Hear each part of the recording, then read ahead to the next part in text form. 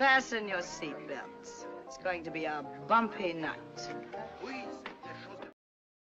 But tell me, Eddie, is that a rabbit in your pocket or are you just happy to see me? Hello, everybody. Welcome to another Worldwide Weird. And before I say hello to the chat, Steve is going to do his intro, and he can kind of tell you that he's going to kind of feature, in a sense, in the weird a little bit, while I am tweeting out that we are live, because I forgot to do the post. I did a post where it's like I just like named off a bunch of black and white films because of my certain knowledge of cinema history growing up. But I forgot to tweet out that we are going live, so yeah, I'm going to handle that right now. Oh, Trey tweeted it out. Well, you tweeted it out, but I'm going to tweet it out and tag you. So it was what I meant to do. Then I got sidetracked by that tweet. Like, oh, can you name a black and white movie that's not Dracula? And it's one of those nerd classes like meme, basically. Oh, name a movie, one movie that's black and white that's not Dracula. Here he goes. All right.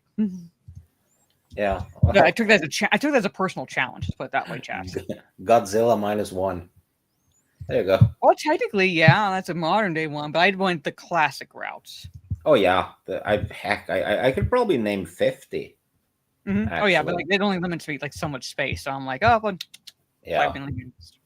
I mean, heck, with all the entertainment being kind of shit now, just go back. I mean, a lot of the black and white movies have actually aged really well. Because there's no identity politics. It's universal messaging. It's actual storytelling. It doesn't rely on CGI or special effects at all. Basically, it relies on the story and the acting to draw the audience in. So, oh my god! And the actors are cast for their parts, which is why they seem great in all their roles, because they've actually been cast for what they're perfect as, right? Yeah, I mean they're like anybody who's like watched like films throughout the decades, like Hollywood's been stereotyping people for a long time. So you could even see some stereotyping in terms of types of roles they'll cast people in classic movies. But even then, there are like Humphrey Bogart, for example. He started out initially just playing like criminals, like mafia thugs, things like that, and he was typecast like that for a good chunk of his early career, until finally he was like, you know what, we're gonna take a chance on him and cast him as the romantic lead in Casablanca. Boom. Yeah, it's kind of like when you see comedic actors finally getting to play a dramatic role and they nail it. That's happened quite a few times now. I mean, the most famous one is probably Robin Williams, So yeah, I'm saying it's like typecasting has been in existence in Hollywood for a long time, and actors. I think what works in my opinion is if an actor or an actress starts out as a dramatic actor or actress, because then that shows that they have those acting chops. And it's kind of more believable for them to move from that to comedy. Case in point, Leslie Nielsen, Lloyd Bridges, and so forth. Basically, Leslie Nielsen started out as a dramatic actor first.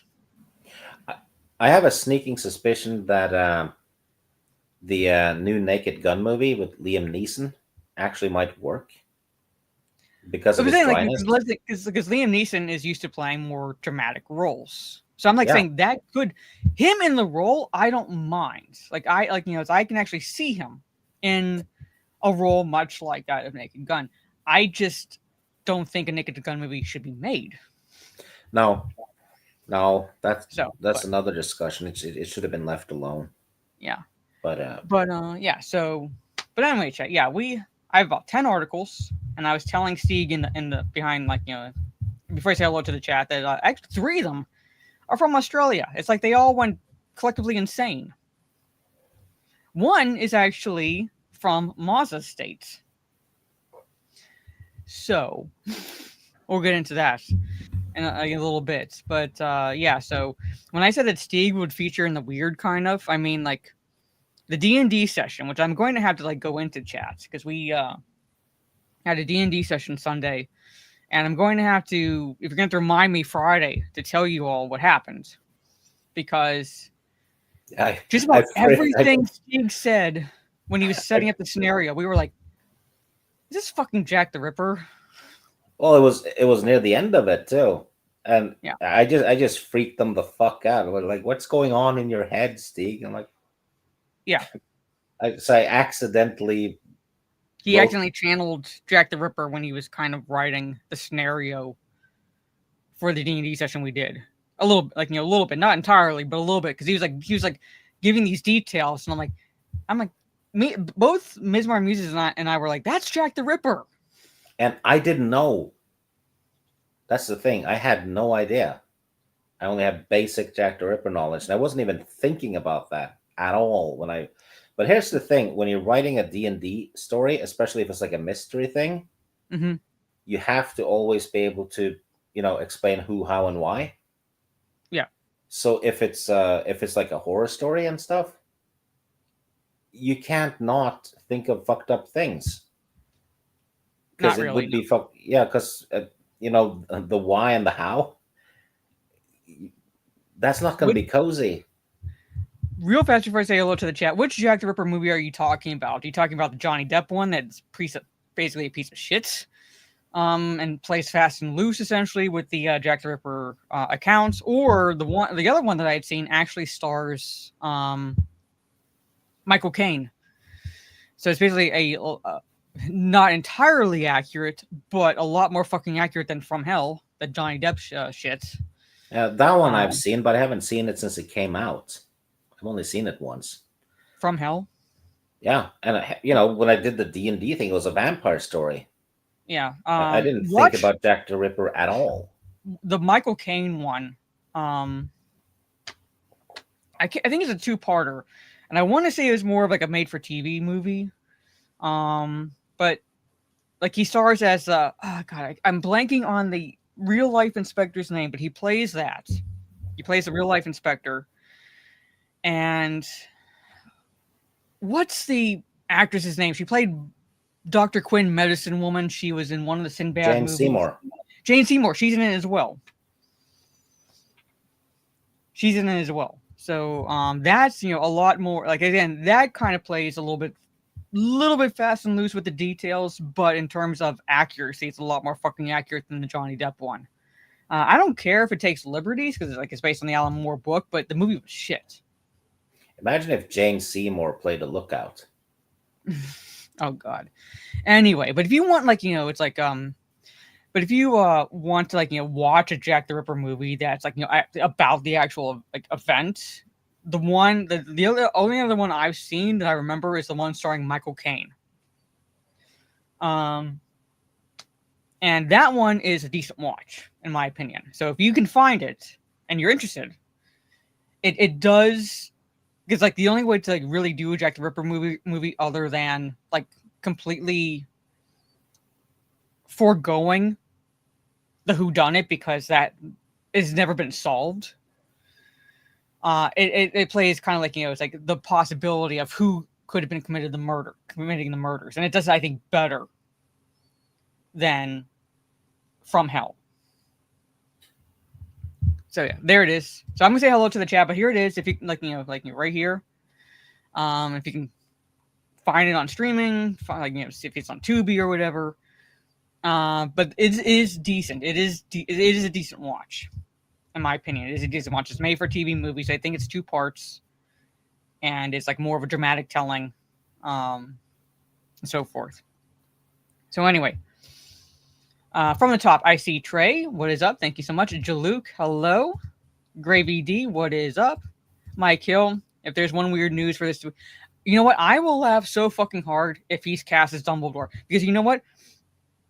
I'm going to be perfectly honest. I want it to happen. And the reason why I fucking want it to happen is not just because I have a disdain for that IP. I wanted to teach those who boycotted Hogwarts Legacy a fucking lesson. Because when they did that shit, it told Warner Brothers, "Hey, these assholes will buy anything with Harry Potter, slapped on the side of it or whatever. They'll watch anything, they'll buy anything." That's what I fucking told Warner Brothers. So this will be a fucking hard lesson for these assholes to take. I want it to happen. I want it to be a fucking eye opener for the Harry Potter fans. And maybe, just fucking maybe, don't boycott shit just because you think J.K. Rowling, who's a big fucking leftist bitch, is red pill because she happened to upset the fucking trannies. That's my rant. Yeah. I'm saying, like, if that happens, I will laugh so fucking hard because it'll teach that fandom a lesson. Well, we've seen it happen with Star Wars time and time again. Yeah, no, I'm just saying, like, it's like it's a hard lesson, but it's a lesson they need to learn. That's my little rant for the evening. I'll boycott Star Wars until the next show. Yeah, until the member berries. Mm-hmm. Or until like, it's like, oh, like J.K. Rowling says something base, so I'm going to boycott the game because it's going to upset the trannies because they're boycotting it. I actually did a Star Wars stream with Teresa and Rennie on Saturday. It's the first one maybe in years, really, talking about the Throne books. It was actually fun because we were just, stuff we like. So and your name came up. Oh yeah, obviously. But thank you for dropping my PayPal tray. Like like if you don't want to send super chats or whatever, and only if you don't you're not worried about being like, I won't dox anyone or anything like that, basically. But if you want to basically directly support, there's my PayPal. Send a message letting me know who you are on social media, and I will give the social media name, especially if this PayPal is tied to your real name, because some people's are. So if it is tied to your real name, tell me what you are on social media. So unlike that fucking bitch, what was her name, Nadia, on Twitch, who literally dogs the guy on stream, I won't do that. But if you want to directly support me, there's my PayPal. I actually can't because I'm going to get cunt candles in the mail if I do, because you'll have my name. Yes. So. Well, you probably have my name by this point. I don't know. Yeah, I think I have your name. Just don't have where to send them. Yeah, and my name is so common in Scandinavia, it's kind of like John Smith. Yeah, so basically, I'd be like looking for go to Norway and look for him, and umpteen million. Yeah, they're have to just wade through them to find you. Which is it? And you're like, all of you say hello there, so I can narrow him down.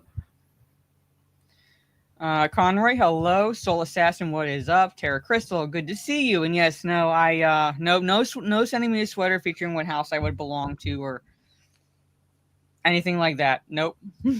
Slytherin. Actually, I probably would fit. I'd fit into either Ravenclaw or Slytherin because I'm a nerd and I also don't give a shit. I always get Ravenclaw on those tests, and I don't know why, because I'm not too well versed. I'm a normie, modern normie. Compared to how the hosts have become, I probably would. I probably would be good as a TCM host. I think more entertaining than at least one of the females. Let's see. Let me sure. Jarrell, hello. A guy in his room, hello. I'd be excellent as the host for Fright Night. Ragfear. I would just make it. Yeah. I would make it fucking creepy and just make people turn the TV off. Oh, okay. All right, Tara. OG Nosferatu, yeah. That one's really well made for being from the 1920s series, yeah, or is it before 1920? No, it's not before 1920s. It's I want to say it's the 1920s, but you can find it on YouTube. But as far as prints go, it's really hard to find because it ran afoul of the Bram Stoker estate because it blatantly is a ripoff of Bram Stoker. Hell yes, it is. So it's yes, it is. That estate took those who did the film to court pretty much. So yeah, and they have the right of it. Yeah, so I'm saying it's you can find it on YouTube, but as far as finding any other prints, it's good luck. Let's see. Making sure I don't miss anyone. Hound 3000, what is up? Good to see you. It's a miniseries. I'd say it's more of but it's made for TV basically. So because I remember not watching it was on TV. It was actually one of those ones where it's we found it on DVD when we went to a convention, and it had that quality basically. So I'm not saying anything bad or anything like that about it, but you could tell it was definitely made for Yeah. TV. Yeah, Um, you could see the the props and the backgrounds and stuff is mhm, minimalistic sometimes. mhm. Michael Caine's a tremendous actor. I agree with you there. He elevates small franchises like Jaws into huge masterpieces, milestones of cinema. Ah, Jaws of Revenge. Okay, I hope he gets You cast as know, Dumbledore. Jaws Revenge has one really good scene, and it's the shark chase through the wreck. Yeah. That's pretty good. But how the hell the shark got out of the wreck, nobody knows. So I will admit this, Chad. I've read all the Harry Potter books and seen the movies because I'm kind of a completionist sometimes, and I wanted to compare the two, basically. And the world building, in my opinion, starts out as a mess from book one. And there's a big reason why it starts out as a mess from book one, because a lot of it becomes plot convenience moving forward. I think the magic system wrecks it a little bit because you can just simply do anything with a wand, Where you can point technically. and shoot, literally, just point and shoot. Yeah, and here's where it kind of collapses. Voldemort knows where Harry Potter lives. Hmm. All he has to do is do some magic on some regular pimps and have them go there and shoot him. Pretty much. Pretty That's it. pretty much. But here's the thing. Here's the thing. Now this is going to be like this is what I bring up when I talk to people real fast, and we'll get into the articles chat. This is where the world building falls down. Okay, and I ask people, all right, about the relationship between Voldemort and Snape. Okay, because I ask people, well, why does Voldemort trust Snape? And they, well, like he's like he was like winning, like one of his most loyal followers. Prior to Voldemort meeting his end when trying to kill Harry Potter and like bullshit like that. All right. Okay. And they said, okay, fine, okay. So he trusts him because he was one of his most loyal followers prior to everything like going down. So my question to those who give that answer: why didn't Voldemort at fucking all clue Snape in to all the machinations he was trying to do to come to life? He could have had Yeah. Quirrell pull Snape aside and tell him, "Hey, I'm trying to get the stone because I have like Voldemort in the back of my head." He trusted Lucius over he trusted Snape in the second one with the diary. Could have had Lucius tell Snape or send a message to Snape. Never fucking happens. Yeah, Peter because Snape Pettigrew actually. never fucking reveals himself to Snape, and they were both followers of Voldemort in the third one. Yeah, and Snape actually saves Potter at the when Quirrell was trying to kill him at the. So Voldemort is Oh, witnessing all this. yeah, So I'm like, why does he trust Snape? yeah, What reason does he have to trust Snape? yeah, and Quirrell actually argues with Snape too. So yeah, I think she came up with the Snape stuff later on. I'm saying she like literally was writing it on the fly as she was going along. You can tell because the world building is a mess. Yeah, I'm just saying, if you're a Harry Potter fan, I don't care. You love what you love. But I'm going to point out when things don't make sense. I have that habit. yeah, Trey can tell yeah, you, I ruin movies. yeah. Well, if if it can't be explained, then the story is not up to scrutiny. No. You know. Sultan Al Fahim, what is up? So, well, he gains her back pretty fucking fast after the fifth one, after 5 years of witnessing Snape protect the one who killed Voldemort. I'm just saying. But anyway, that's it's from the book one, world building becomes a mess. But anyway, enough about Harry Potter. I don't like that IP. I've made no uh I haven't really hidden the fact that I don't like that IP. But anyway, I have 10 articles, 2 of which are from Trey. Thank you, Trey. Yes, I pointed out a big plot hole in 30 Days of Night, and now Trey won't forgive me.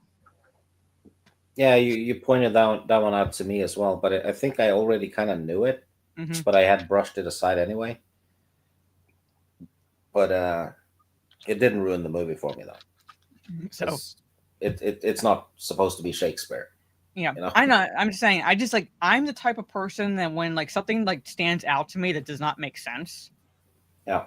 I can't help pointing it out. I'm like kind of like if I were a Trekkie, I would be like a Vulcan. You know, the logical ones. Like that doesn't make any sense. Like Did that's you not logical. catch? Did you catch the big plot hole in the Fallout show? I never watched a Fallout show, so I couldn't tell you. Oh, yeah. It has a biggie. They So, just collapsed the whole story. all right. Well, I'd have to watch it. Maybe at some point I will, but It's I couldn't tell it's you because not I horrible though. It's not yeah horrible, but it's basically a love letter to Fallout 4 while pissing on all the Fallout games. yeah. But anyway, so what we do, like if I were by myself, I would just go from left to right. But since Steve is here, what he'll do is he'll roll a dice. I have 10, so he'd roll a d10 to see which article we Yeah, bring up per random. yeah. This adds tremendous excitement to the Yes, streams when I obviously. roll it. Yeah, what will it land on? Hmm. It lands on number one. Oh, I okay, repeat, number one. okay, all right. One of the Australia articles. You like Australia landing on holds number its one, don't you? yes. Oh, He Dan said Blackbird taking up. misogynistic. You're an Aussie. Australia holds its nose for its third rancid bloom of a rare corpse plant in 3 months.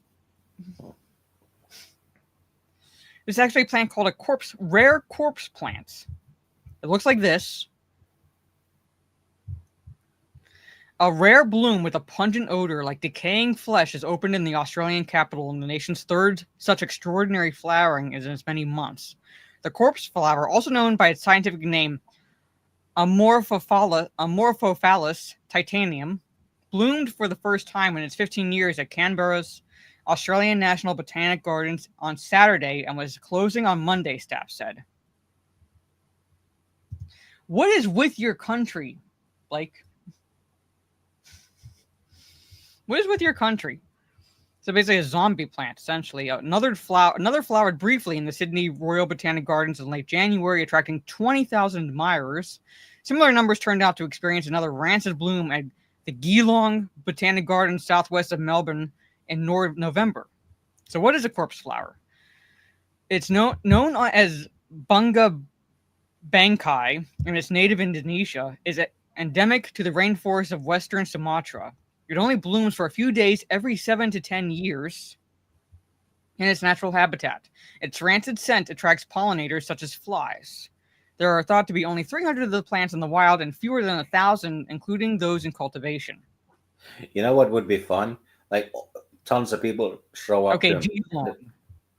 Anyway. The piles of people show up to watch it bloom, right? And some asshole picks it the day before. It's just like I'm not saying like it's like from the plants to the creatures. What is it with your country, Blake? So why have 3 bloomed in Australia in as many months? Canberra's acting nursery manager Carol Dale said there was no clear explanation for Australia's spate of putrid blooms. A flower is produced when the plant has stored enough energy in its underground tuber known as a corm. So 3 bloomed in Australia. So I'm not going to go into the entire article, but basically it's apparently smells like decaying flesh. Yeah. Thank you. I'm still going to visit your country, Dan. I'm going to gut punch D&D Mazza and like beat you up on stream. But like, despite the all the creatures that can kill you and plants that are like this, I still want to visit your country. I believe it, Gravy. But I'm saying like, Major Luke. But yeah, this is. I mean, like, it looks interesting. It looks fascinating. It looks really. Actually, it looks like one of the plants you can pick in Skyrim. Actually, kind of reminds me of the seed pods in Invasion of the Body Snatchers. Kind of, just like how big it is. Just to be a little bit bigger, it'd be one of those seed pods. Do you think a seed pod would be a good name for a used condom? In general, like slang. It probably would be a good slang. Or Day of the Triffids, yeah. But yeah, I'm saying, like, it's like that's at least one Australia article I have. I have two more. But yeah, I saw that and I was like, okay, decaying flesh plants. Oh, Or at least it's an scent. awesome looking, It's like an awesome looking plant, though. It's Yeah, just really is. so.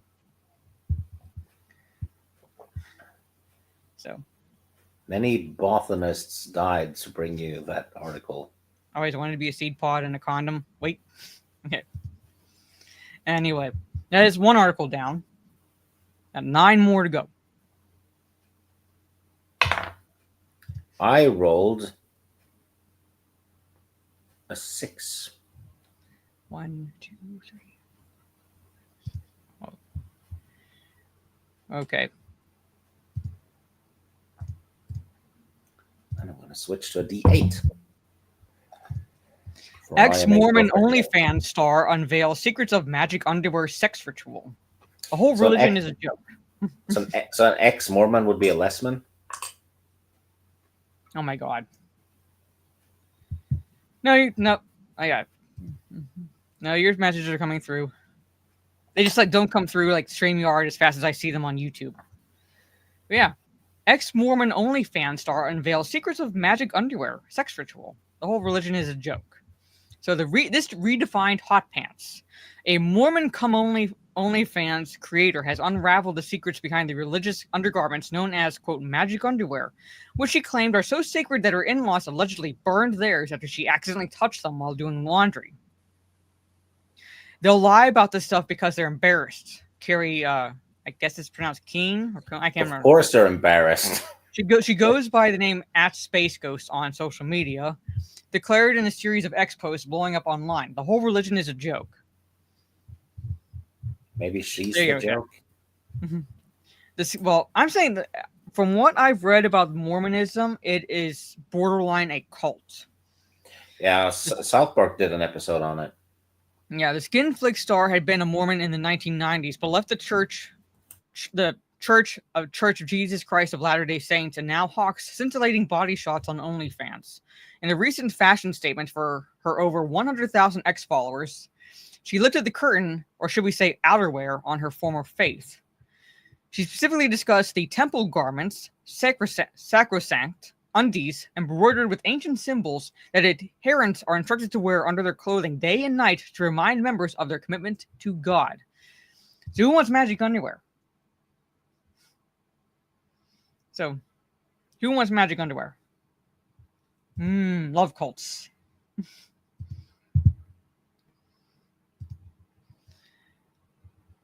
I got married super young at age 22, and we lived with my Mormon mother-in-law and father-in-law for a bit because my husband had some debts we were paying off. I accidentally touched his dad's magic underwear doing laundry, and his mom cut the runes out of it and burned them in the backyard. The porn-again Christian also included photos of the markings she cut out of those literal hot pants.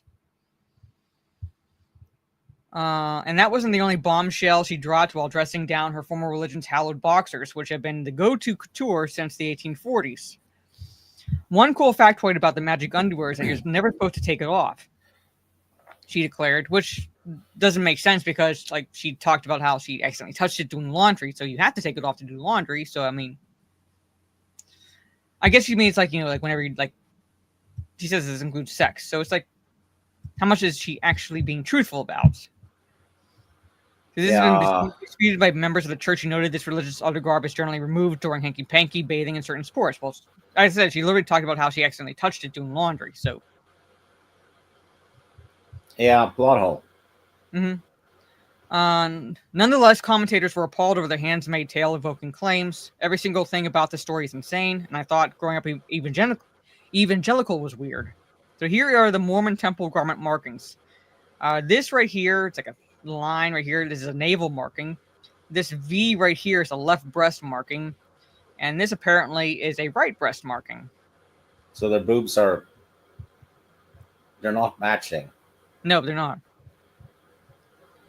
Is there a Mormon Amazon you can buy magic undies at? Do different runes give different powers? What if I mix and match them? Why aren't all undies considered magic? Yeah. Yeah. And doesn't it go against their religion to have magic? A little bit. I'm not just saying like it's like I don't know how much like she's being truthful. I just saw the art like title and I was like, well, what's this about magic underwear? Yeah. Um, I don't know. Actually, the Mormons I've spoken to have seemed pretty sane. Uh, I'm not saying like all, because there are some that are like same, but there are ones that are like the ones that like are out in Utah, like that what was his name? The one that was it's like that big trial and he was ultimately found guilty of it would be like a PDF because like a lot of his wives were underage. No, it was like way back, years back. He was a leader. oh, Danny Masterson was a Scientologist. Wasn't a Yeah, Mormon. but no, I'm saying like it's like years back. What was his name? He was a leader and he was arrested. It was a like big trial and everything. So I have to look it up.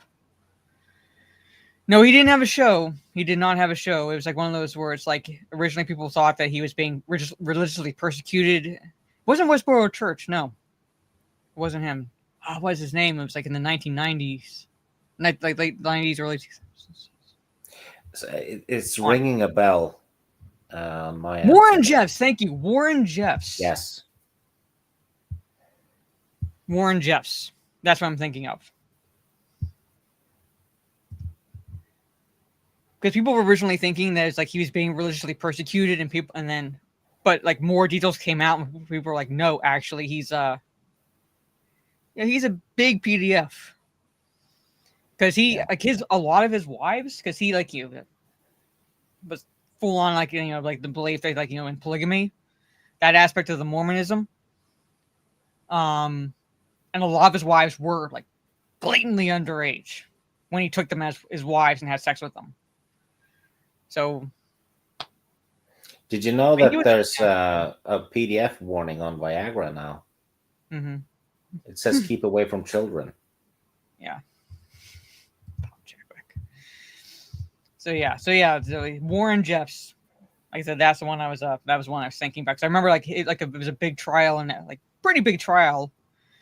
And yeah, he took other people's wives too. Like he was like when you talk about cult and everything, like he was the fucking epitome of that. Didn't he have like the kind of stuff like that they had in Braveheart as well? The first night thing, where he gets to sleep with the other cult members' wives. Yeah, I think so. Yeah, because he took other people's wives. So he'd take other people's wives. He'd go to bed with them.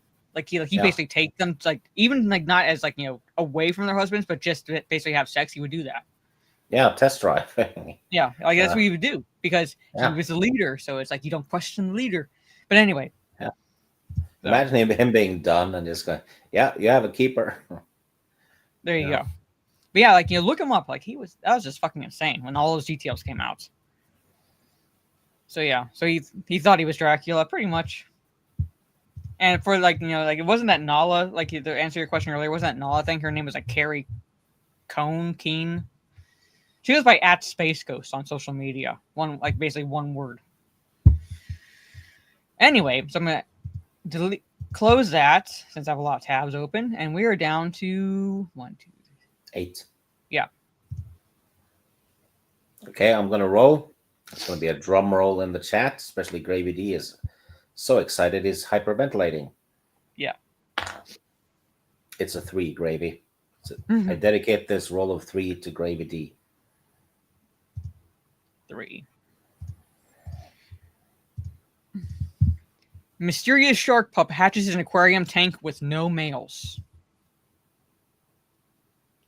So this is a little weird one, and this is a pretty much a nature finds a way, life finds a way.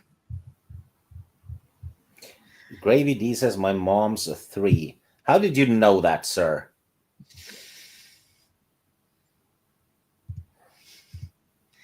Anyways, Martin Muses. But officials at a Louisiana aquarium are investigating the mystery of a swell shark baby that hatched despite its mother having no contact with male sharks for at least 3 years. The Shreveport Aquarium said members of its husbandry team were shocked when they spotted an egg in the swelled shark tank about 8 months ago. Officials said the tank holds only 2 female sharks and neither has had any contact with a male shark in at least 3 years. The female pup hatched January 3rd and was dubbed Yoko by keepers. Experts have posited 2 potential theories for the unusual hatching. Parthenogenesis, or delayed fertilization. Parthenogenesis occurs when a female animal reproduces asexually, essentially creating an exact duplicate of itself, hence life finds a way. Or delayed fertilization, which has been documented in sharks before and refers to when an egg becomes fertilized an unusually long time after mating. So the aquarium said DNA testing will be performed once Yoko is large enough for a blood draw and will determine whether parthenogenesis or delayed fertilization occurred. So let me see like what this. So yeah, look at the little bitty shark. So yeah, I saw that and I was like, yeah, this nature can be fucking incredible. Oh yeah.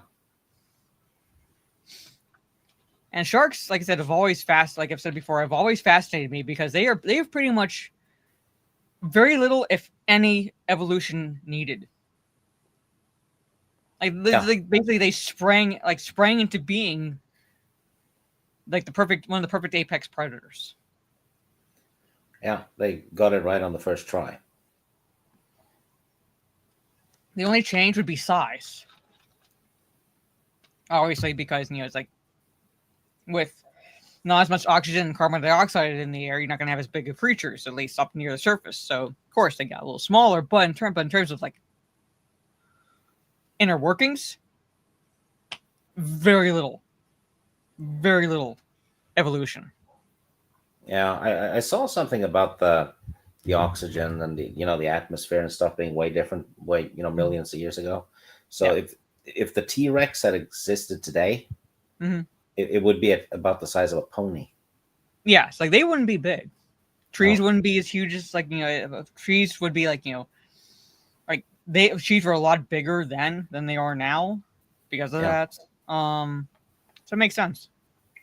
That's actually how they found out about it with the trees. So yeah, but it's so I like it's like I said, sharks have always fascinated me. I would never go into one of those cages. I would never go into one of those cages at all.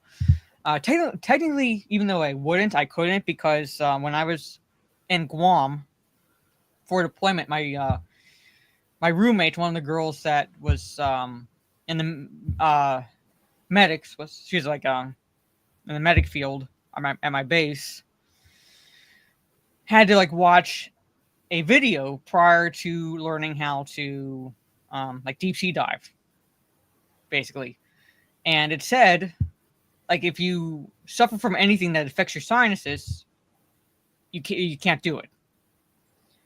So I have allergies as well as fucked up lungs because of my deployment to Afghanistan. I wouldn't be able to do it, regardless even if I wanted to or not, which I don't. I can't deep sea dive because of my sinuses being what they are. From my allergies and fucked up lungs. You can pass out. Yeah, so I can't. Because you won't equalize the pressure. So there it is. Have you seen 47 meters down? No. 2 chicks stuffed, in a shark cage, and the winch doesn't work, so they can't get up. Yeah. Yes, I know the movie, but I just haven't seen that one. Actually, really good. Worth a watch. Yeah, squids can be they're really smart. Squids and octopuses are really smart. Yeah. So, yeah, you need strong lungs. And like I said, my lungs are fucked up because I was working around burn barrels in Afghanistan. So So I feel it in my chest, certain time, basically certain points in the year. Is it worse when it's cold or when It's worse there's when it's snow? cold because It's worse when it's cold because I'm breathing in dry air, versus like the summertime when there's more moisture in the air. So drier the air, my chest starts to really hurt. So Yeah.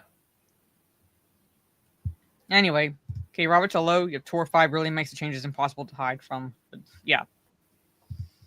So yeah. But anyway, so let me just close that. So we're down to 7 articles. Yep. Number 6 again. 1, 2, 3, 4, 5, 6. One of the articles Trey sent me. Let me make sure it opens. Okay.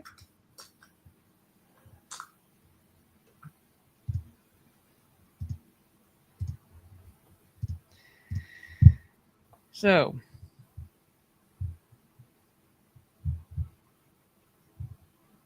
let's see. So man arrested. I don't know like where the title is, but man arrested after attempting to steal police car full of with officers in it. So like it's bad. It's like crazy enough that he tried to steal a cop car. He tried to steal it when there were officers still inside. Does that mean he's getting charged for with kidnapping as well? Attempted kidnapping? So basically, it's in Texas. I don't know. We'll see. But basically, if it's an unmarked police car full of police officers,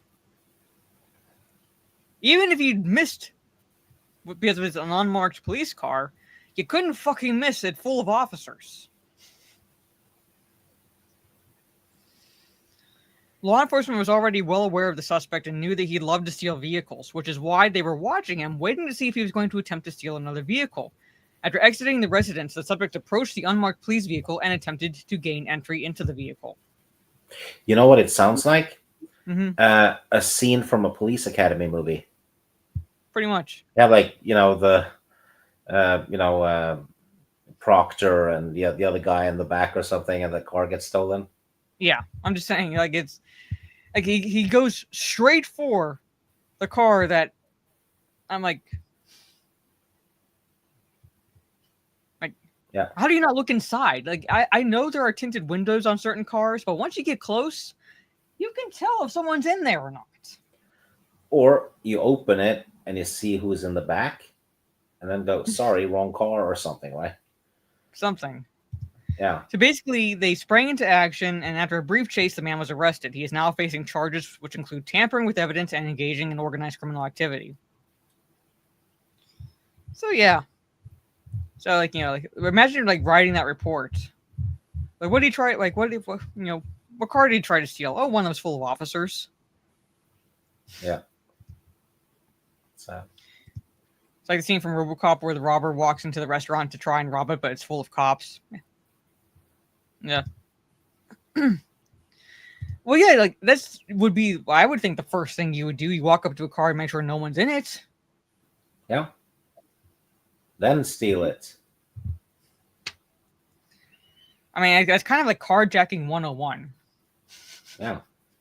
I'm just saying. Not that I would have any personal experience with that shit, but common sense tells you don't want to steal a car that has people in it.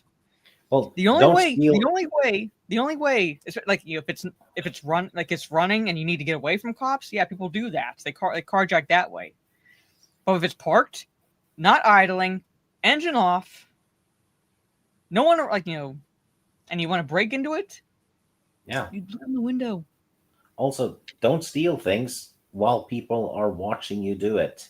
Yeah, I actually saw a reel on Instagram where this kid was trying to break into a car, and this woman was just watching him do it. Like, she was sitting in the car, and you can see the kid on the outside doing it. She's like filming him. So I'm pretty sure she would have called the cops and gave him the video, but she's like, she's filming it, and it's one of those things where it's like, you don't want to say anything. You're just watching the stupidity go down. And he opens the door, and she's like, "Excuse me," and he basically just bolts. A friend of mine stole a chocolate at a store once when he was a kid. Mm-hmm. And I was paying for my candy, right? And then my friend, he just grabs a chocolate. Mm-hmm. and just walks. And the lady's like, "Aren't you going to pay for that?" And he goes, "No, it's mine now." And then he just left. And she was so baffled, she didn't do a damn thing. She didn't know what to do. He's like, "No, it's mine now." He said, "Well, yes, cojones." Yeah, Yeah. notice YouTube. We're not condoning it. We're just saying, just talking about it. There was an old video of a kid doing a duct tape trick to pull down the window of a cop wagon, and the officer was still inside. It's insane. The number of stupid criminals. Anyway, we're down to 6.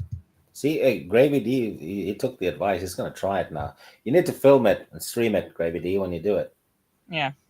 Just say, "No, it's mine now." Just go with the Snickers bar. Yeah. 6 articles. Number 1. Okay. Another Australia article. This is like the second one. What reptile wrangler removes 102 venomous snakes from a single property? Again, Blake. I want to visit your country, but Jesus. It would have been so awesome if it was actually 102 different species as well. It's like one of each, like a convention. Yeah, when I was 12, a kid I knew wanted to steal a phone from Eckerd's. I went and stole it, then took it back and told him, "Now you do it." He was arrested. Okay. Okay. So Sydney, Australia. An Australian reptile wrangler was called to a home on a report of snake sightings and ended up leaving after 3 hours with 102 venomous serpents in tow. David Stein spotted what he estimated to be 6 red-bellied black snakes in a mulch pile on his property in Horsley Park, a Sydney suburb. I was shivering and shaking at the time I saw them. Then my wife Googled and found that snakes congregate like that when they're ready to give birth. Shit. Do you know why the snakes can never straighten and stiffen up? Why? It's because they suffer erectile dysfunction. I really got to get a clip of the bottom. But you know what I want to do? I want to get one of those clips, basically, which is a rim shot. But I also want to include the clip from The Nice Guys when the daughter accidentally calls it a rim job.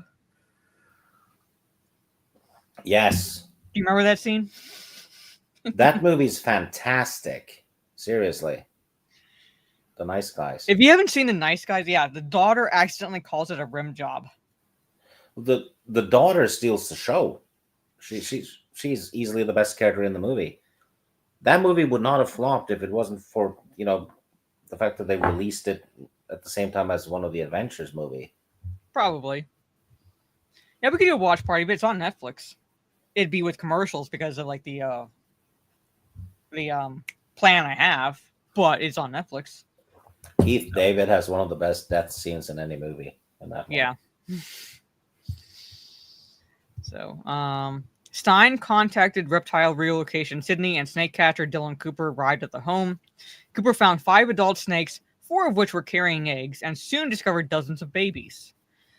He was just uncovering baby after baby after baby. It was totally amazing. I just couldn't believe it. Basically, there were 40, then 70, then 90, and then total 102 snakes, 5 adults, and 97 newborns. Yeah.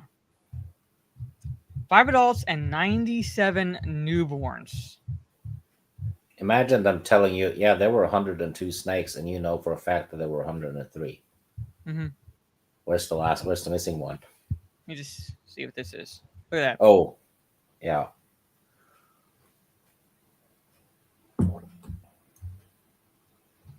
Ever pick up a snake? Yeah. Like a poisonous one? Not poisonous one or venomous one. No, we have these garden brown snakes around here sometimes, and I picked one off the road so it wouldn't get run over and put it in away in the yard somewhere. So yeah, I've touched I've felt snakes, I've picked up snakes, so yeah. So I picked up a venomous one once because my friends said I didn't dare do it, Hmm. so I did, and then I chased after him with it. So, but yeah, 102 snakes.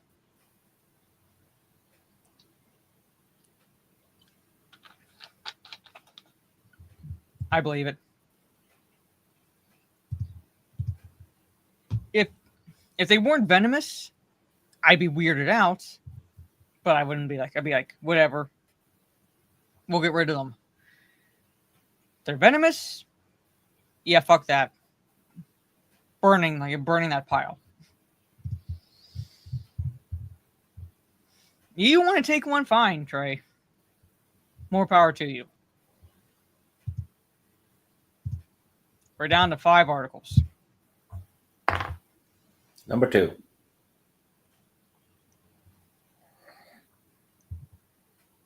So, number 2, okay.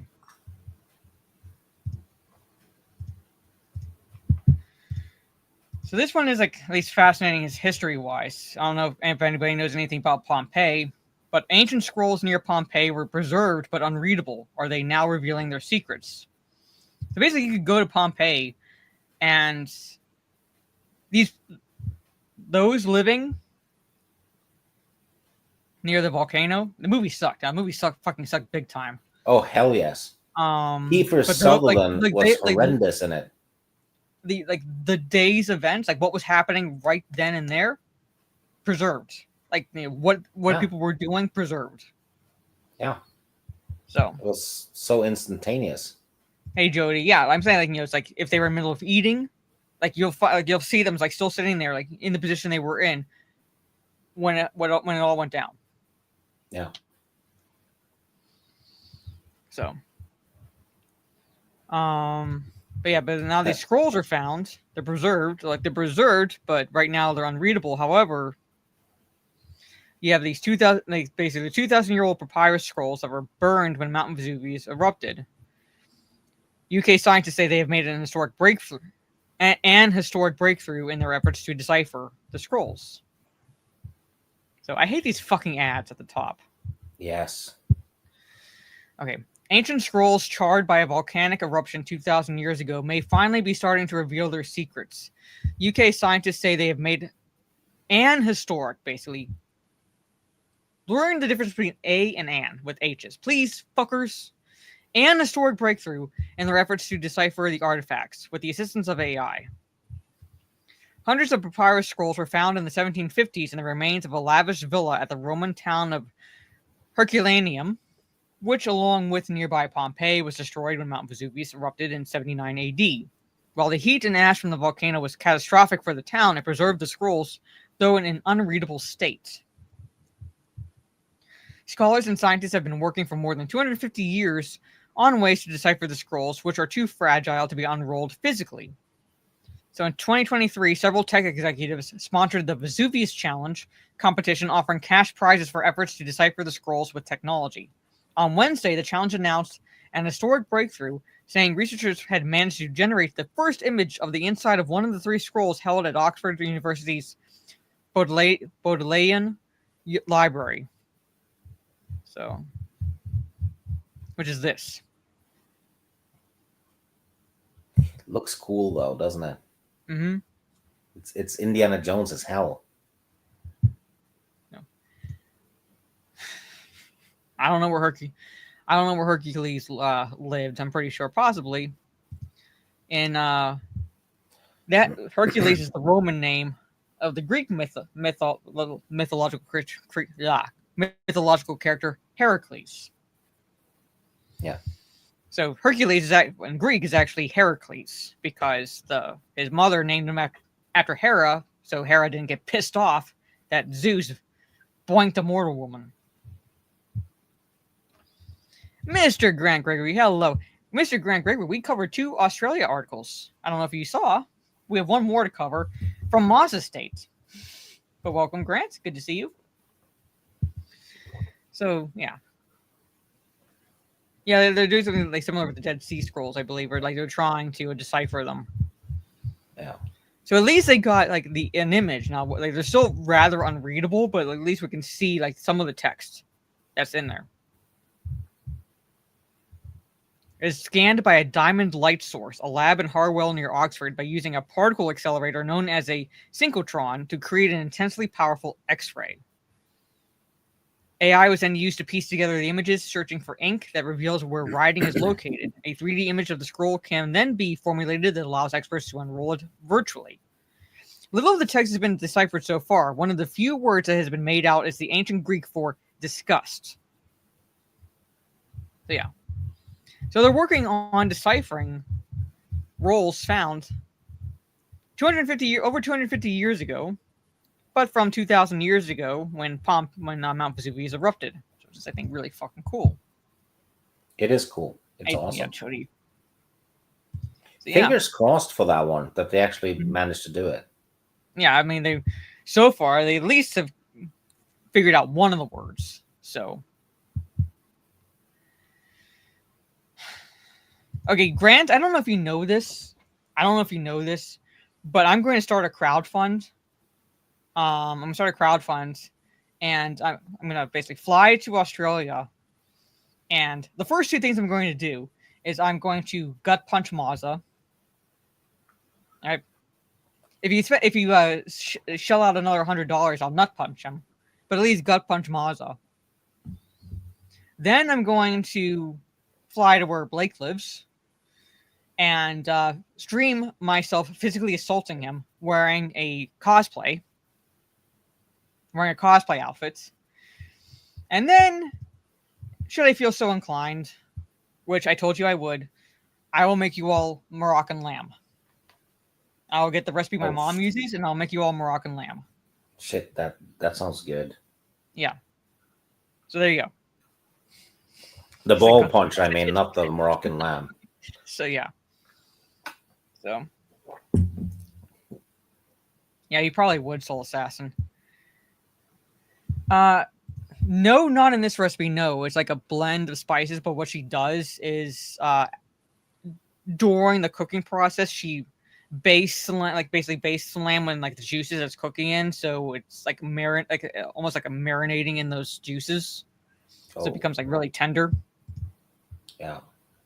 So, but anyway, I would not stop eating until it was all gone.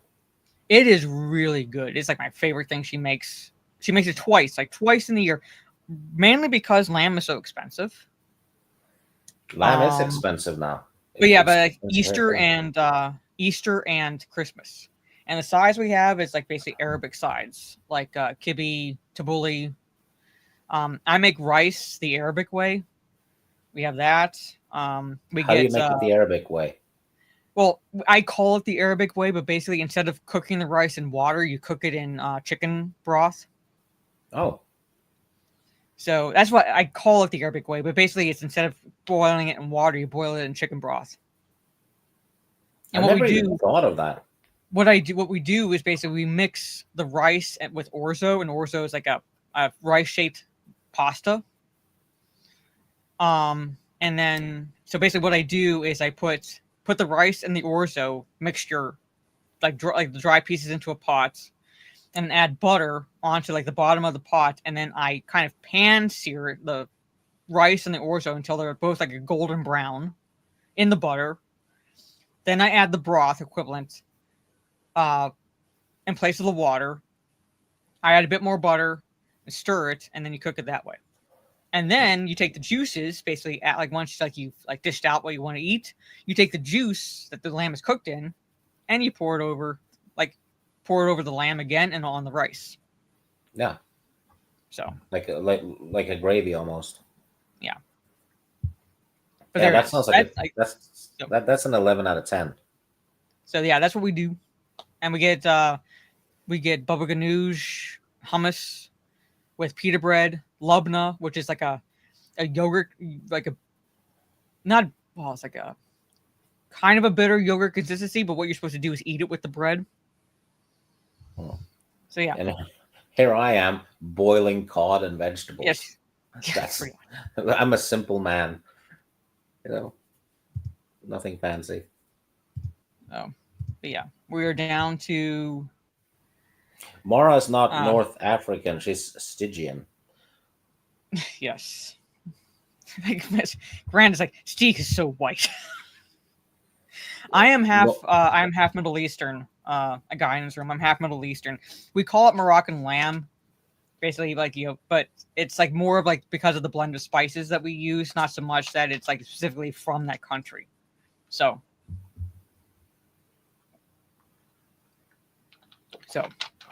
but anyway, we're down to 4 articles. Yeah, I'll roll my D4, which is pyramid shaped. Number 4. Number 4, okay. Which half is Middle Eastern? This side. Anyway. Imagine if you were half African, right? And half white. You'd have stripes like a zebra. Actually, my mom did one of those DNA tests, and it was discovered that she actually has Italian/Greek heritage on her, like on her one of her sides of the family, and it's believed that through her, my siblings and I are descended from Crusaders, because there is a Crusader castle still standing, I believe, still standing in Syria, which is where most of my family is from. My ancestors is from Syria. So chances are a Crusader boinked a local at the very least, and you get me.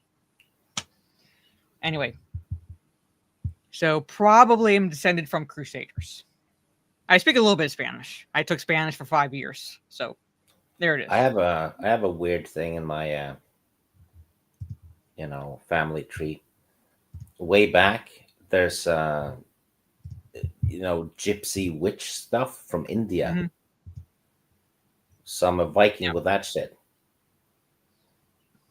Which I'm a witcher. Literally, like they can be fairer skin. I am also part Turkish, and Ataturk was fair skin with blonde hair and blue eyes. Yeah. So it's a mix. It's a mix in the Mediterranean and North African regions. So a lot of I've seen a lot of Turkish football players. They're white. So no sabía que también hablabas español. I know también is also. Sabia is no. I don't know. Don't know that also we speak Espanol. A little bit rusty. Anyway, so if we're going to be like technical, we're all, if we want to bring religion into it, we're all Iraqi in a sense, because it's believed the Garden of Eden was located between the Tigris and the Euphrates. There is like a thing. I'm rusty, but I can remember some Spanish and I can read some Spanish. I took 5 years, all through high school and into college. So if you want to be technical, we're all Iraqi, because that's where it's believed the Garden of Eden was located. But anyway, this is another article that Trey sent me, that a man has 227,000 unstealable car stolen less than 60 hours after buying it. Unstealable car stolen less than 60 hours, so less than 3 days. An Englishman who had his luxury SUV stolen from his driveway less than 60 hours after driving it home claims the dealership assured him that the vehicle was unstealable. John, a 45-year-old man from Warwickshire, UK, bought a £183,000, which is equivalent to $227,000 Range Rover 2024 SV edition, one from a dealership in Coventry on December 14th last year. The limited edition SUV featured 10,000 pounds graphite wheels, a luxurious high-tech interior, and all sorts of interesting features like seats that vibrate to the sound of music playing inside the car. That would feel weird while driving. John knew that it would attract unwanted attention in a country where the number of luxury vehicle thefts have been increasing in recent years. that would be your clue not to buy the fucking car. Because no car is unstealable. Where there's a will, there's a fucking way. But he claims the dealership told him that the car featured a new Jaguar Land Rover security upgrade that made it unstealable. Well, less than 60 hours later, it was stolen.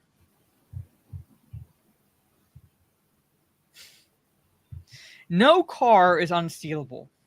Some may be more difficult to steal than others, but no car is unstealable.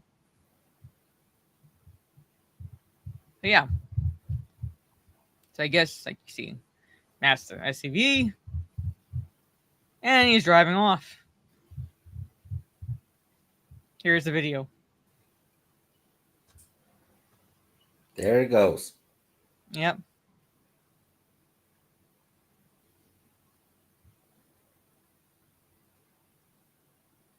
There it is. Nothing the Batmobile can get stolen. Yeah. Drive stick. But yeah. $227,000 car. Like I said, I wouldn't believe the dealership at all telling me that it's unstealable. My thought would be, I'm not going to buy it, period, because of how much carjacking has increased. So also, I have to question. I'm gonna play the full video at least in a little bit. I'm gonna see if it shows like what the guy does. Never given blood before? Let's get to the bottom of why. Think needles are scary? Fuck off. All right, so this guy, you see these people walking. Here is the SUV.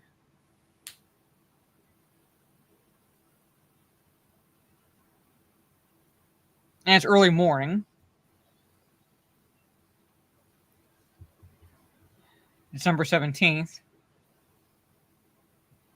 The only thing is I have to wonder what about the security system, because did he forget to engage it? I like normally it's automatically engaged when you lock it. So I'm like, if it does have an alarm, why didn't it go off if the car was locked?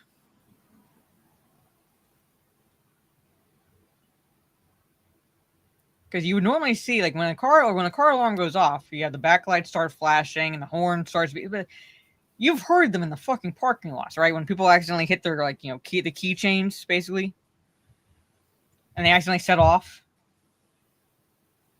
Yeah. They're loud as fuck. Makes me want to kill people. I'm just saying, but I'm saying, even here, it's like you can't not miss it. I'm saying, I'm just wondering, did the guy forget to lock his car? Because he's saying it was unstealable, but at the same time, I'm like, I think you forgot to lock it.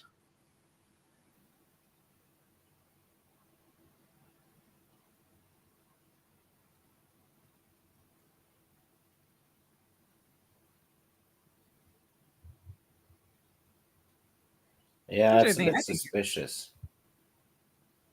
Unless he has some kind of thing that disables it. Mm-hmm. I don't know. I mean, I don't know. See, the thing is, like I said, where there's a will, there's a way, and these carjackers are getting very industrious when it comes to carjacking certain vehicles. So it's not like they probably couldn't figure it out. But at the same time, I'm like, if he said it, something would have gone off. And I'm not seeing any indication that, nor am I seeing any indication that this guy here disabled anything.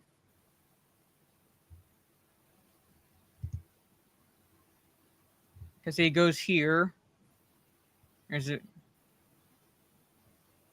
So I guess they backed a van in. There's no volume to this, so I can't. Yeah, so I'm a little suspicious. At least, like, like when I say suspicious, I mean like I think he forgot to lock it. I think so. Then he tries to. Now that would be an anti-theft device.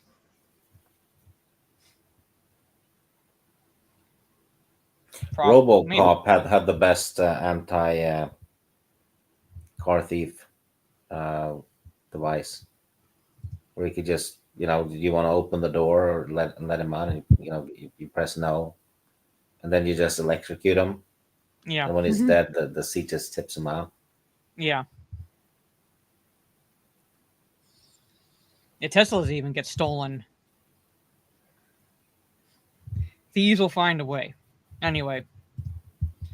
So 3 more articles. Number 1. All right. For those who are with Valentine's Day coming up, I have to take 2 articles because of Valentine's Day coming up. But if you are at all considering this, if you have an ex that you do not like, a zoo will send pooping elephant video to your ex for Valentine's. Okay. So if there's an ex you don't like, this zoo will name a turd after a turd. Maybe that's why the person has an ex, because he was doing stuff like that before. Probably. So the Memphis Zoo in Tennessee is celebrating Valentine's Day by giving fans the chance to send a cute red panda video to their sweethearts, or a video of an elephant pooping to their exes. The zoo announced its dating or dumping promotion allows followers to exchange a donation of $10 for a video to pass along as a Valentine's Day gift. He finally got the turd base. Yes. The options are an adorable video of a red panda munching on a grape, or a stinky video of an elephant poop hitting the pile. Got an ex that deserves a stinking surprise? This Valentine's, let an elephant do the talking. Or maybe you found the one and want to send them something adorable. Our red pandas have you covered. So yeah. I don't know why, Trey. But they're advertising this for like a donation is what you get. I love elephants. Elephants are one of my favorite animals. And even I would be like, nope. Elephants are awesome. So. But yeah, that's what Memphis Zoo is offering.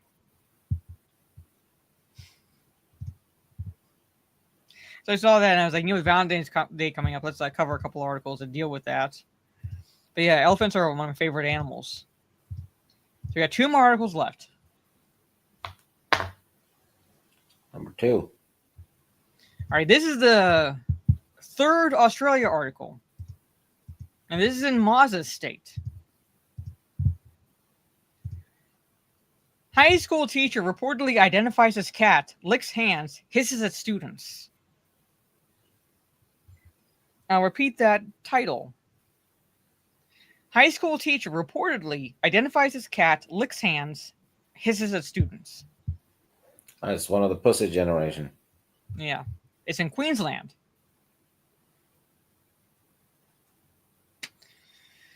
Parents have expressed their concern at a Queensland high school teacher who has reportedly been referring to themselves as a cat, allegedly hissing at students and licking the back of their hands during class. The teacher, who works at Morrison State High School in Logan City, south of Brisbane, has reportedly asked students to call her Miss Purr. Multiple parents have claimed on social media. Yeah, so she's a fucking furry. That's a disrespect to Selena, okay? Photos and short videos first published by the Courier Mail show the teacher wearing a cat ear headband and lanyard with the word purr on it while in front of a classroom. She forces the children to call her Miss Purr, and cat screeches and growls when they don't listen, one relative alleged in comments on Facebook. So, yeah, this is apparently the teacher. She sits in class and licks her hands. It's absolutely disgusting. Something needs to be done about this. The school has been contacted for comment. The same relative told the Courier Mail she's confused by the teacher's behavior and expected the school had been inundated with complaints. I myself would like answers. It all could be innocent, as I know a lot of kids can be overly dramatic, she said. On the same Facebook post, one mother alleged the teacher made her daughter purr for a lolly. Queensland, ladies and gentlemen.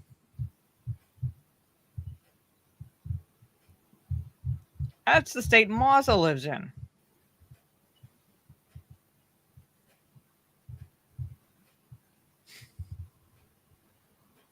I have no idea how the fuck she's teaching. If you don't pay attention, she growls at you. She purrs. I don't like believe necessarily in kink shaming, but if you're looking at the back of your student's hands, like that's just no. Just fucking no.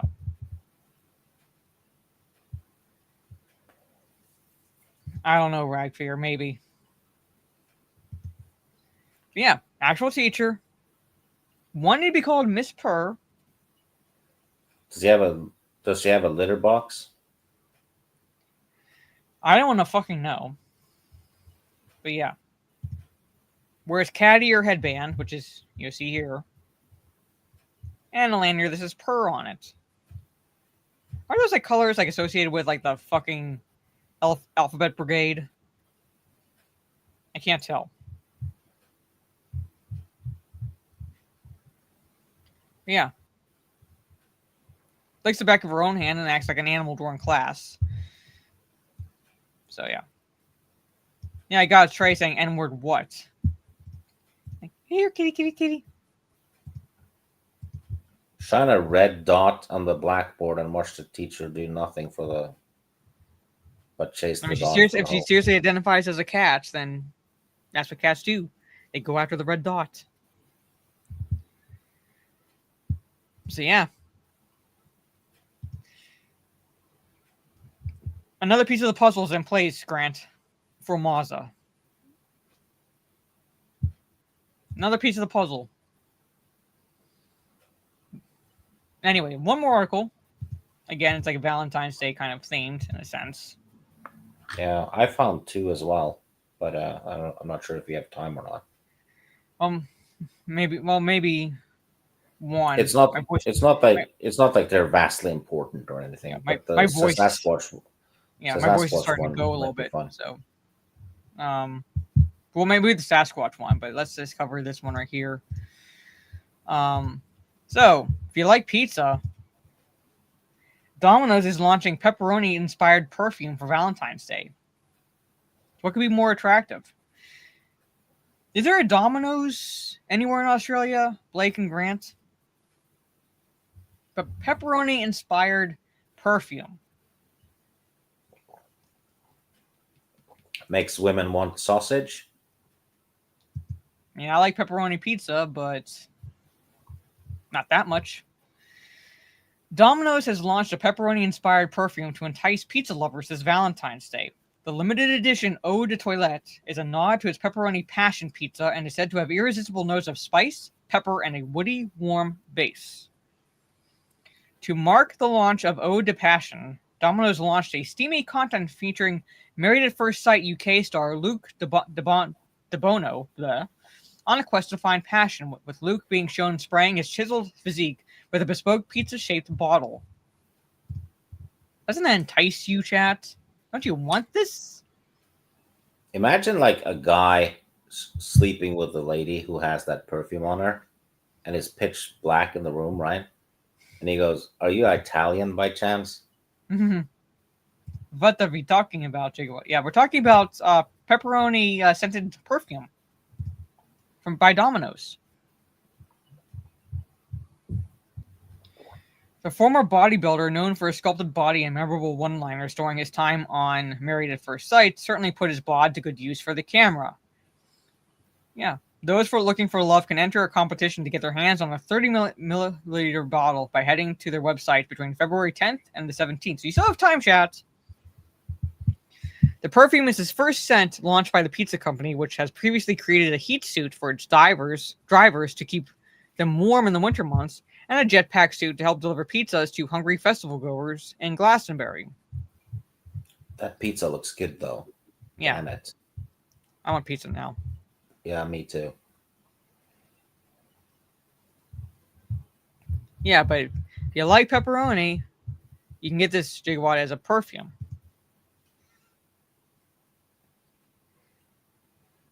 You can spray the pepperoni perfume onto a pizza that doesn't have pepperoni just to fuck with people.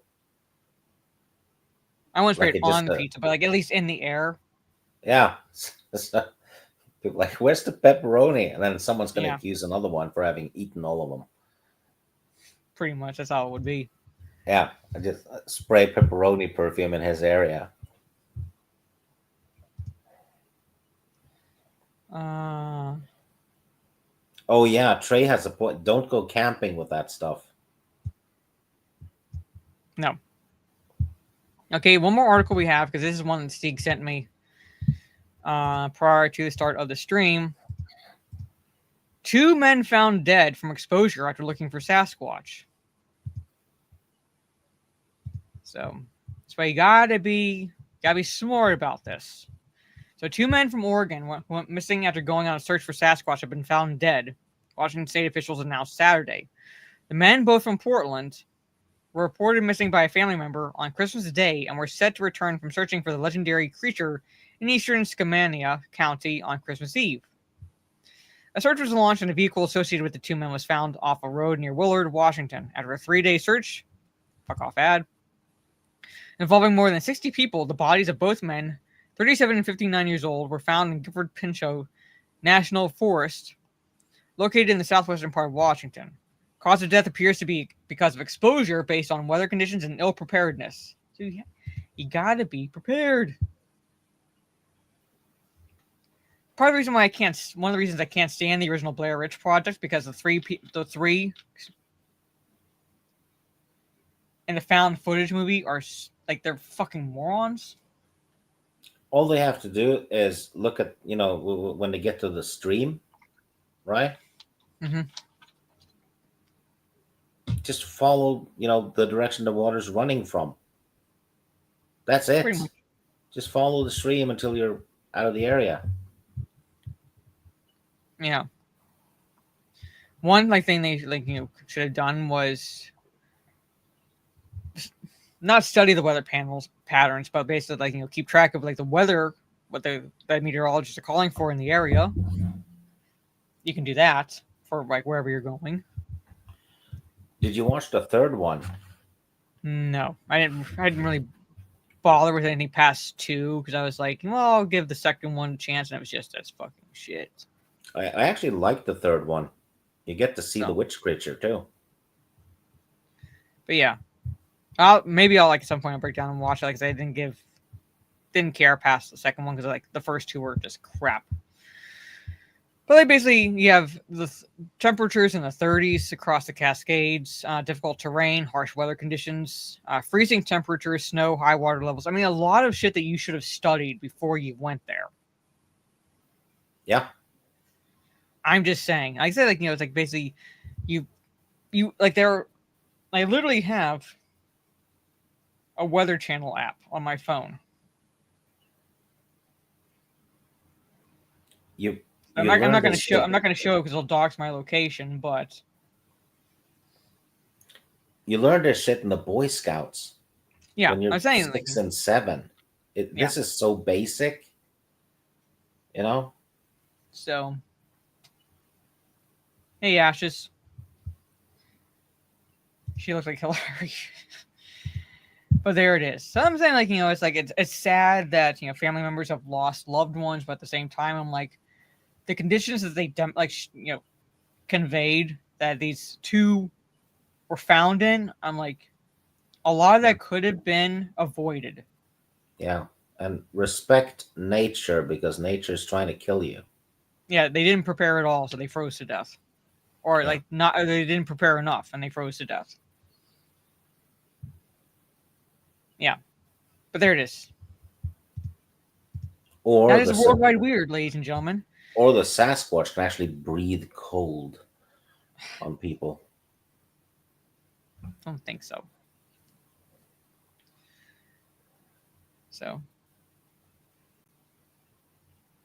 Well, compared to what the weather was early in the year, Trey, I would take 30 degrees at that point earlier in the year. I'd walk out in a lightweight hoodie.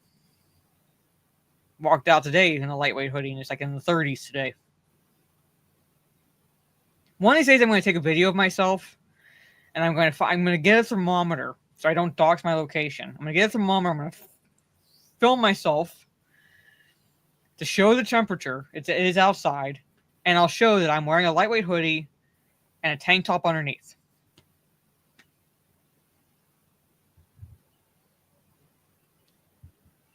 I called you a pussy. I don't just think you're a pussy, Trey. I called you one, flat out. Because you were like, it was 54 degrees. I'm cold. I'm walking around in practically short sleeves. Yeah. And you're in Norway temperatures. Yeah. Yeah. I told Minority Home, because like Minority Home is also in like a climate that like where like 54 degrees is considered cold. That I'd like go visit her when it's that cold, and I'll walk around in a lightweight hoodie and just like, it's like, like look at everyone that's bundled up in that weather, and like, you fucking pussies. Just you get walk used through. to it. You get used to it fairly fast. So anyway, but there it is. I don't know if I'd be in shorts, but I'd walk around out in jeans, a tank top, and a, like I said, like one of my hoodies. When I say hoodies, I mean like a zip-up hoodie that I can basically like remove if I get too hot and like tie around my waist. I've been outside and having had, during soccer practice, wearing shorts at minus 10 Celsius. Mm-hmm. See, the thing is, when you're like physical activity, you're warming your body up basically. So that's believable. Yeah. To be in shorts even in that weather, because like you are increasing your body temperature by being physically active. Yeah. So, because there have been times where I've gotten hot wearing my hoodie when it's cold outside, but because I'm physically active, I'm like walking like 2 to 2.5 miles a day whenever I can to stay in shape. I'm hot by the time I get back. You get colder a lot faster when you stop moving, though. If you built up a sweat before, yeah, then you really chill down fast. Mm-hmm. But anyway, yeah. So that is the stream, ladies and gentlemen. I have to get with Orange Chat because I cannot remember the singles we decided on. But as far as the 1s and 2s beginning next week, chat, we are going the opposite of love for this February, and we're going with Vengeance. So John Wick 1 and 2 for the 1s and 2s beginning next Wednesday with the first John Wick film. Again, I'm going to ask Orange Chat what the singles were that we decided. I have to go through the DMs to see which ones we decided on. But John Wick, Chapter 1, essentially, next week, going full-on vengeance route for this February post-Valentine's Day. And then, my phone fell. You know what's a really good vengeance movie? Old Boy. Oh, fuck yeah. That's a proper revenge. I know. Yeah, one of the ones was the Punisher. One of the movies was the first Punisher. With Dolph? No, with one. I said I think the one, like not the first, maybe not the first one, but the one with Thomas Jane, I believe, is the one. Yeah, that's the second one. Yeah, so we're going to talk about. So the one earlier Punishers we're going to talk about. I can't remember the other one, but I'll figure it out. The Dolph one is actually fun. But there it is. But anyway, chats, Stieg, let everybody know where they can find you and all that fun stuff, and I will go into my outro. Well, here in a month. Am I a law-abiding citizen? Because I haven't seen that. I think that might be the second one. Anyway, sorry. Go ahead. Yeah, I'll be here in a month for the top 10 1997. Yes. Other than that, I have no plans at all. I'm pretty much retired on YouTube. I think Teresa wanted to do a D&D stream with us, though. Talk about D&D at some point, and something else. I don't know when it is, though. It's not, All right. Well, if I depending on the time. It really depends on the time and day, pretty much right now. But for me, chat, tomorrow I will be doing a reading stream, reading the second chapter in Book 2 of Fellowship of the Ring. We've covered many meetings, and now we're going into the Council of Elrond. So that's going to be a fun chapter to go into. Where Long one, I think. Yeah, it is. It's like 33 pages. Yeah. So that's why I said I'm only covering 2 chapters this week, because many meetings was like about 20 pages, and tomorrow's chapter is going to be like 33. Yeah. And then Friday, I will be playing more of the Saints Row the Third game on my Kick and Twitch, which is tell me if I know, like, I know you guys have been dropping. This is my Twitch, my Kick, Thank you. So yeah, we're just playing some more Saints Row the Third, and Saturday, rather than do a stream, I will be doing a Discord watch party of My Bloody Valentine from 2009, which is one of the rare instances where the remake is actually better than the original. Not that the original was bad, but because I've seen worse. The remake was actually better than the original My Bloody Valentine, in my opinion. And then this is my throne. It's kind of like an Amazon wish list. I do not expect anyone to buy me anything, but if you're so inclined, it keeps myself and the basically those who buy anything for me are not it doesn't dox anyone's real name. So it doesn't dox my location. It doesn't dox any gifters' real names or anything like that. So that's like what throne is. So yeah. And then the only thing I can say, of course, Cowman pops in as I'm doing my outro, that he's got Chinese food, which now I'm hungry for Chinese food. Thank you, Cowman. That the 22nd, I will not be able to stream or do any type of watch party on the 22nd because I'll be babysitting my niece. So a week from the Saturday, I will be indisposed, babysitting my niece for a good chunk of the afternoon into the evening.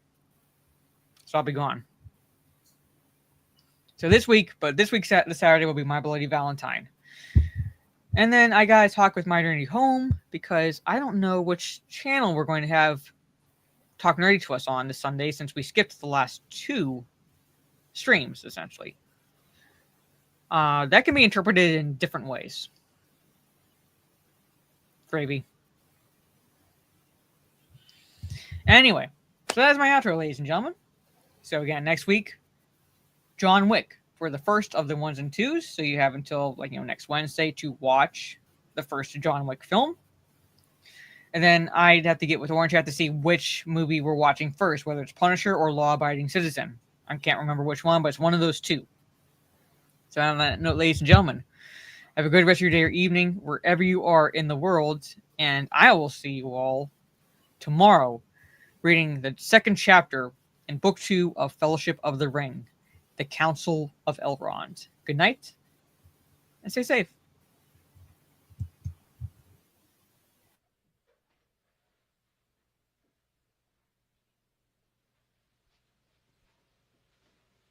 You're still here? It's over. Go home.